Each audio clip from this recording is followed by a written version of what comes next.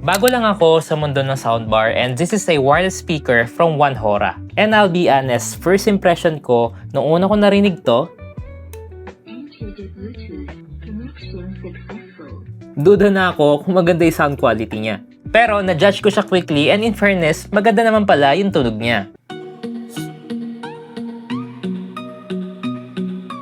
Tahimik, ikaw lang. Nasa around 15 inches yung haba niya at meron siya ditong RGB lights na pwede nating kontrolin using this mode button. Type-C yung way of charging niya na pwede rin kabitan ng USB-A, TF card kung ayaw mong gumamit ng Bluetooth, at kung gusto mo naman gumamit ng aux, available din. Yung notable feature na nagustuhan ko dito na wala sa ibang wireless speaker ay yung volume knob niya na 2-in-1. So kapag gusto mo siyang i-off, kailangan mo lang siyang i-rotate ng counterclockwise at pag narinig mo yung tunog na yon, naka-off na siya. Kaya kung naghahanap ka ng budget soundbar pero maganda pa rin yung music quality, i-check nyo tong kay One Hora na ilalagay ko sa basket ko sa baba.